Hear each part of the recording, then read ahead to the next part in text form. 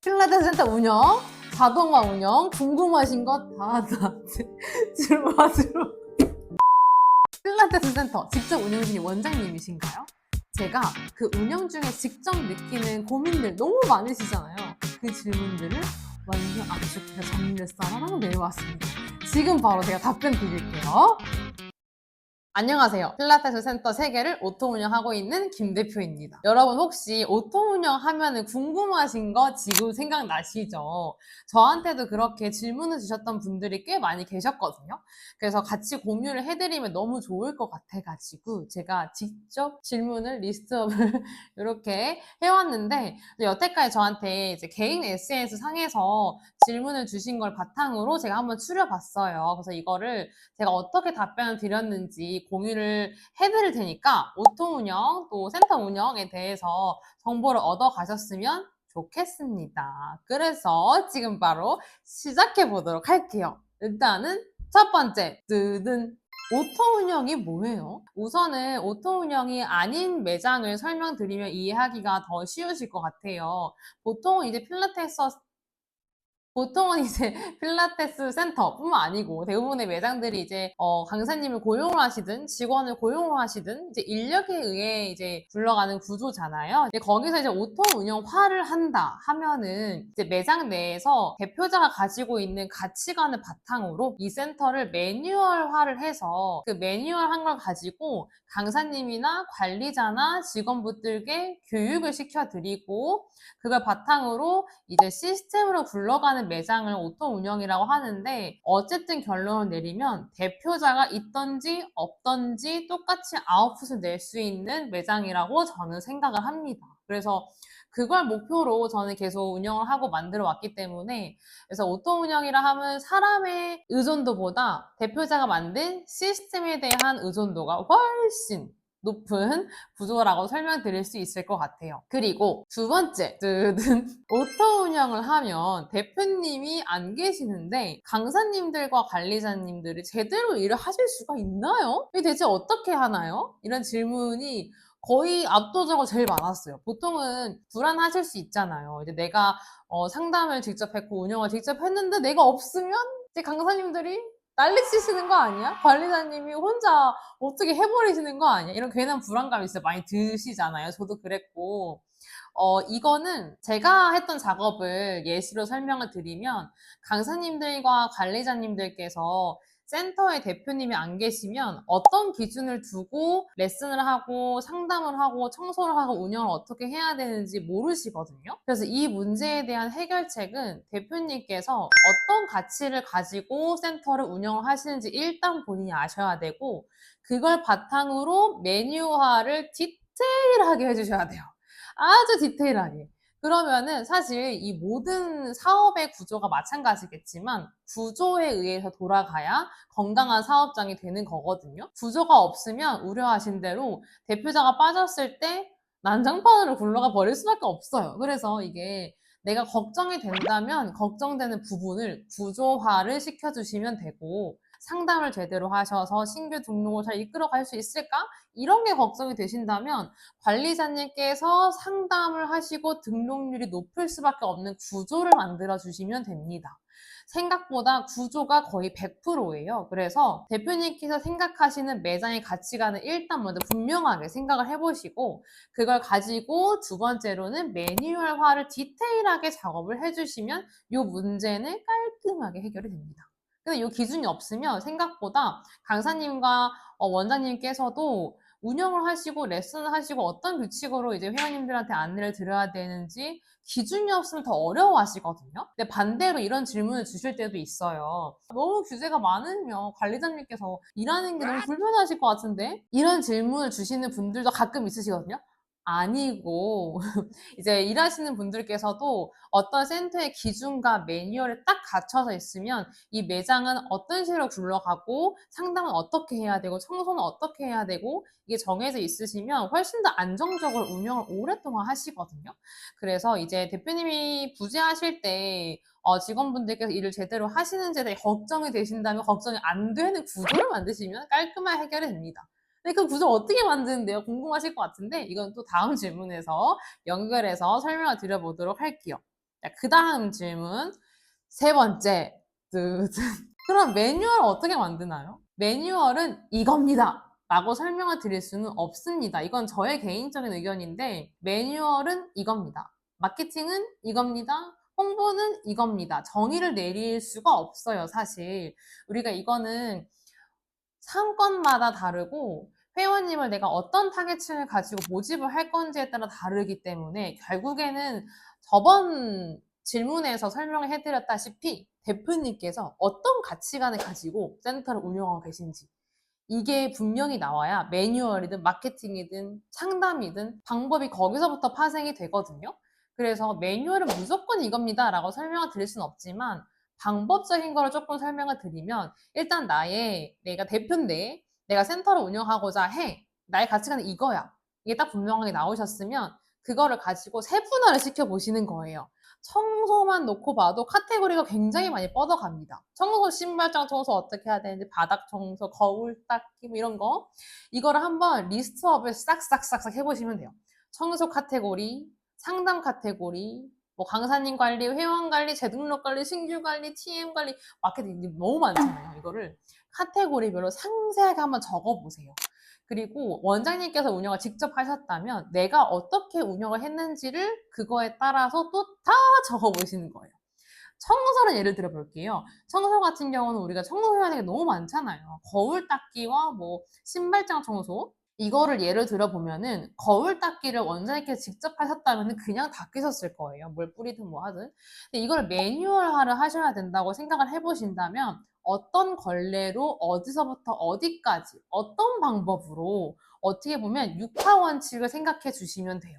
육하 원칙을 한번 곰곰이 생각해 보시면서 모든 카테고리별로 한번 쭉 차분하게 적어 보시면 되거든요. 매뉴얼은 그래서 생각보다 대표님께서 어떻게 근무를 하셨는지를 디테일하게 생각을 해보시고 그 다음에 그거를 기록화 작업을 해주시면 어느 정도는 잡혀지거든요. 그래서 일단 그렇게 한번 해보시는 걸 저는 추천드립니다. 그 다음 넘버 4 뜨든 상권을 어떻게 들어가셨나요? 제가 이제 매장을 3개를 하고 있다 보니까 이 3개 매장들을 어떤 상권의 기준을 가지고 들어가셨는지 궁금해 하시는 것 같아요. 근데 저의 기준은 저의 가치에 대한 기준이기 때문에 이것도 연결해서 모든 질문의 메커니즘이 좀 비슷한 것 같은데 대표님의 가치관이 먼저입니다. 이것도 마찬가지예요. 근데 왜냐면 저 같은 경우는 이 매장 3개를 들어간 곳이 번화가는 아니에요. 저의 가치는 아니었기 때문에. 근데 예를 들면 제 가치관이 다양한 고객들의 모집을 하겠다 했으면 그런 데를 들어갔을 수도 있어요. 아니면 이 매장을 브랜딩을 해서 다른 영역으로 더 뻗어나가고 싶다. 이런 게 대표님의 가치시라면 번화가를 가셔야 되는 게 더 수월하실 수도 있으세요. 왜냐하면 홍보도 하셔야 되고 더 많은 사람들에게 우리 브랜드를 알리기 위한 게 목적이셔야 될 테니까요. 근데 저는 그 가치관이 아니었기 때문에 사람들이 많이 오고 가는 상권은 들어가지 않습니다. 그래서 대표님의 가치관을 첫 번째, 이거는 모든 질문에 거의 베스트로 설명을 드릴 것 같아요. 추가적으로 상권 같은 경우는 이런 상권이 가장 좋은 상권이 아닌가요?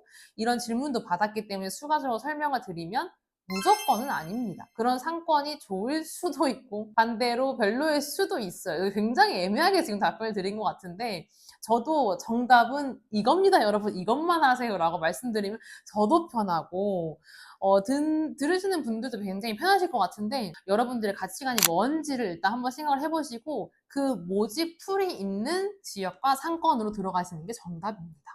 넘버 5. 따단 홍보 마케팅을 어떻게 하고 계시나요? 이 홍보 마케팅도 정답이 이겁니다. 네이버 플레이스 1등만 하면 끝입니다. 블로그 상위 1등만 하면 끝입니다. 이거는 아닙니다. 예를 들면 저는 센터 3개를 운영하면서 3개가 다 다른 구조, 다 다른 상권이에요. 예를 들면 1대1 개인 레슨 매장, 1대3 매장, 1대8 매장 이 구조도 다 다르기 때문에 홍보 마케팅도 다 다르게 들어갑니다. 예를 들면 어떤 매장은 이제 많이들 말씀 주시는 것처럼 네이버 플레이스에서 상위에 있어야만 하는 매장도 있어요. 네, 저의 매장 같은 경우는 꼭 그렇지 않아도 잘 운영이 되는 매장이 있거든요. 어떤 매장은 정말 고정 마케팅, 전단지 직접 뿌려 이런 게 정말 잘 먹히는 상권이 있어요. 그래서 상권에 대한 공부를 일단 자발적으로 하시는 걸 추천드리고, 내가 모집하고 있는 상권 안에서 어떤 분들이 가장 많이 거주를 하시고, 우리 센터에서 내가 모객을 하고 싶어 하는 고객의 타겟층에 대해서 상세하게 한번 생각을 해보시면 좋을 것 같아요. 예를 들면 나는 30대 직장인 여성이 타겟층이야 생각해봤을 때, 그분들이 어떤 걸 많이 보시고 어떤 걸 끌려 하실까를 고민을 해보시면 마케팅은 거기서부터 시작이 되거든요. 내가 타겟하는 고객에 대한 이해, 이게 되셨으면 그냥 끝납니다. 나머지는 뭐 방법을 생각해 보시면 돼요. 전단지, 플래시 마케팅, 뭐 광고 돌릴 수도 있고, 블로그를 써볼 수도 있고, 인스타를 해볼 수도 있고, 여러 가지가 있잖아요. 그거는 2차적인 문제라서 첫 번째는 내 고객에 대한 완전한 집착해 보시면 대충 결론이 나실 거예요. 그 다음 6번째 질문으로 넘어가 보겠습니다. 이 질문 같은 경우는 일단은 어떤 원장님께서 가치관이 있으셨어요, 이분은. 그래서 저의 가치관은 이건데 어떻게 해나가야 될지 궁금해요 라는 질문을 주셨던 분이거든요. 질문을 먼저 소개해드리면, 저는 이제 원장님은 동네 사랑방처럼 운동을 하면서 육체적인 쉼, 그리고 이 공간을 통해서 정신적인 휴식을 드리는 센터로 만들고 싶었다. 근데 막상 이 가치로 시작을 해보다 보니까 그게 잘 안 되는 것 같아가지고 어려운데 어떻게 해야 될까요? 이런 고민을 주셨던 원장님이 계셨어요. 그래서 제가 드렸던 질문은, 동네 사랑방처럼 만들고 싶어 하는 가치관이 있으시다면 어떤 걸 하셨을까요? 여쭤봤거든요. 근데 원장님께 답변 주신 거는, 이런 편안함이 생기려면 소통이라고 생각을 하신다고 답변을 주셨어요. 그래서 그 소통은 회원님들의 의견에 공감, 그리고 소통, 회원님 어떻게 오늘 어떠셨나요? 이런 게 가장 중요하다고 생각을 하셔서 소통에 노력을 하셨다고 합니다. 이거는 정말 제가 장문의 답장을 드렸는데, 우선은 제가 1번부터 5번까지의 질문에 대해서는 어떻게 보면 다 같은 답을 드렸던 것 같아요. 대표님의 가치가 무엇인지 고민해 보셔라. 네, 지금 질문 같은 경우는 가치관이 있으신 거예요. 단순히 고객님들과 소통을 많이 했습니다. 스몰 토킹을 많이 하려고 노력했습니다. 이거는 사실상 모든 센터에서 하고 있는 방법이거든요. 스몰 토킹을 많이 하고 있는 거는. 그거를 스몰 토킹에 대해서 구체적으로 어떻게, 어떤 방법으로, 그래서 이걸 통해서 어떤 아웃풋을 낼 것인가 까지 계획을 세워주시면 좋거든요. 그래서 어떤 대표님들만의 가치관이 나오셨다면 그걸 무조건 디테일화를 한번 해보시고, 내가 인풋은 이걸 할 거고 아웃풋은 어떤 결과를 낼 거야 까지 구체적인 목표를 설정을 해주시면 매우 좋아요. 두 번째는 기록화를 꼭 해보셔야 돼요. 오늘은 내가 어떤 회원님들께 어떤 동감으로 소통을 해드렸고, 그 회원님이 반응이 어땠으며, 나는 다음에 이걸 더 해봐야겠다. 이런 게 쭉 한번 적어보시고, 그러면 내 고객은 이런 동감을 해드렸을 때 이런 반응이 나오시네? 그러면 다음에 이걸 가지고 어떤 이벤트를 해봐야겠다. 이 이벤트를 해봤더니 매출이 이렇게 올랐네? 까지 나오셔야 돼요. 모든 가치는 매출로 결론이 나셔야 되거든요. 그래야 가치가 있다고 말씀드릴 수 있을 것 같아요. 고객님들께서는 가치를 느끼시면은 돈을 주십니다. 아유, 그래서 매출로 나오지 않은 가치는 다시 생각해 보셔야 돼요. 내가 단순히 소통뿐만 아니고 대표님들의 가치가 정해지셨다면 단순히 이 가치를 가지고 나는 어떤 마음의 이 열정을 가지고 해나갈 거야. 이걸로 끝나시면 절대 안 되고요. 왜냐면 우리는 여기가 나의 니즈를, 대표님들의 니즈를 실현하는 봉사단체는 아니기 때문에 무조건 숫자로 매출로 증명이 돼야 내 가치가 있었구나 라고 결론이 날 수 있는 거거든요. 그래서 가치를 세우셨다면 어떻게 해야 매출로 직결이 될 수 있을까에 대한 고민을 끊임없이 해보시길 권면을 드립니다. 마지막 질문인데요. 이번 질문은 PT샵을 운영을 하고 계시는 남자 대표님께서 질문을 주셨어요. 그 PT샵 운영 중인 대표님들께서도 생각보다 필라테스 운영에 대해서 관심이 진짜 많으시거든요. 그래서 이 질문 같은 경우는 PT샵, 헬스장을 운영하고 계시는 남자 대표님들이시라면 정말 도움이 될 만한 질문일 것 같아요. 그래서 PT샵을 운영 중인데 필라테스 사업을 같이 한번 해보고 싶은데 어떻게 접근을 하면 될까요? 이런 질문을 주셨는데 일단은 간단하게 설명드리면 일단은 필라테스 센터와 PT샵은 아예 모객하는 고객의 분위기가 다릅니다. PT샵을 원하는 고객과 필라테스를 원하는 고객의 차이점을 한번 먼저 생각을 해보시면 좋을 것 같아요. PT샵 같은 경우는 물론 여성 고객들도 많지만 남성 고객도 많은 업종이다 보니 어떻게 보면 중성적인 컨셉으로 가는 게 가장 확실할 수 있어요. 근데 여러분도 아시다시피 아직까지는 남성분들도 많이 하긴 하시지만 필라테스 센터는 여성분들이 주 타겟층이세요. 그래서 제가 이 대표님께 답장을 드렸던 것들은 첫 번째, 여성 고객의 심리를 이해하라. 그러니까 여성들이 어떤 마음이 들었을 때 돈을 지불을 하고 결제를 하는가? 이 심리의 메커니즘을 한번 섬세하게 고민을 한번 해보세요. 단순히 어떤 예쁘게 매장을 차리면 여성 고객들이 좋아하시겠지? 이런 접근이시면 안 되고요. 남성분들 여자친구가 있으시다면 그 섬세한 심리 조금 어려우시잖아요? 똑같이 접근하시면 됩니다. 그래서 여성 고객들은 생각보다 감성과 감정으로 결제를 하시는 경우가 대부분이에요. 그래서 그 감성과 감정의 흐름을 한번 이해를 해보시고 진짜 어려우시긴 할 텐데 이해를 한번 해보시는 게 첫 번째고요. 두 번째, 그게 어렵다면 독서를 무조건 추천드립니다. 여성 고객 심리에 대한 도서들도 굉장히 요즘 많이 나오고 있거든요. 여자의 심리는 어떠한가? 어떨 때 여자는 결제를 하는가? 요거에 대해서 책을 최소 3권 이상은 읽읍시다. 뭐 3권에서 한 10권 정도 읽으면 좋은데 한 권도 안 보시고 하시는 건 솔직히 좀 아닌 것 같고 공부를 밑줄 짝짝 그으면서 요약도 한번 해보시고 아 여자들은 이럴 때 지출을 하는구나. 이거를 빠삭하게 이해하시면 끝나요, 솔직히. 왜냐면 필라테스 센터는 여성들의 사업이라고 생각을 해주시면 단박에 이해가기 때문에 여자들은 언제 나에게 돈을 주고 언제 나에게 가치를 느끼는가 이걸 아셨다면은 끝납니다.